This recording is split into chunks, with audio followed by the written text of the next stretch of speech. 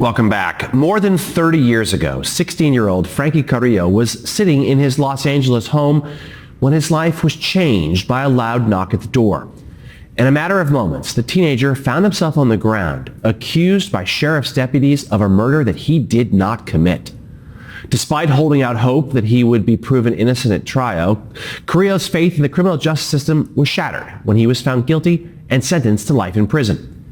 For the next 2 decades, he maintained his innocence from behind bars, and in 2011, he was finally exonerated. Now, instead of comfortably living on a multi-million-dollar settlement that he received from the city of Los Angeles, Carrillo is looking to reform the criminal justice system, and he joins us now. Frankie, thank you so much for being here. It's truly an extraordinary story. Tell us about your efforts. So wronged by the criminal justice system that you were. Tell us about your efforts to help change it. First of all, thanks for having me. You know, when I was 16 years old, I was wrongfully accused and then ultimately wrongfully convicted for a crime I didn't commit. As you can imagine, I was devastated by that outcome. Before my life had a chance to blossom, it was over.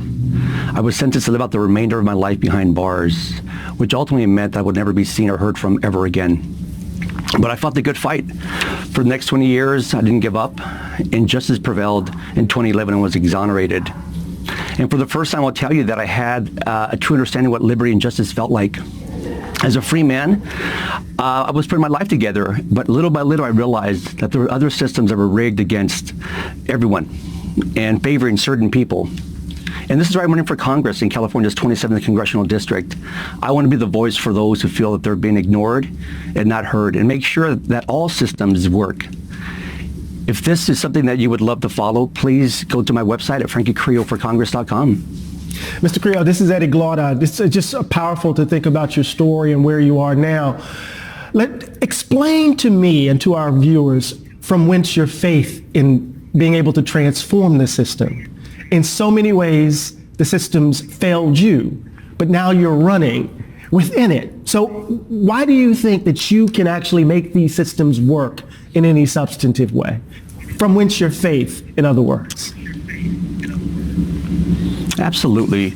You know, having someone with lived experience and having a inside view about how systems can be rigged and working against everyday people, we need someone like that at the table. We need someone like myself who has gone through an experience and truly believe that ultimately justice would prevail, not only within the criminal justice system, but other systems that fail people.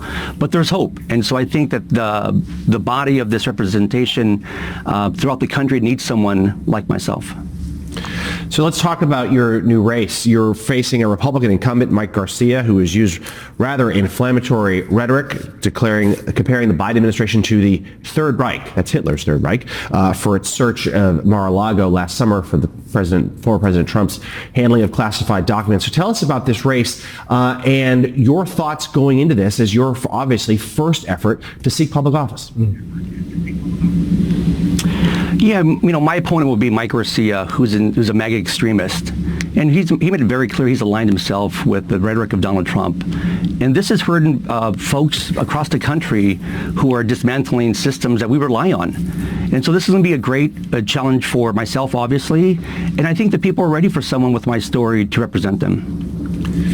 Frankie Carrillo, an inspiring story, and we certainly remarkable bravery to dedicate your life to changing the system from within. Now, a Democratic candidate for California's 27th U.S. Congressional District. Thank you so much for joining us this morning. And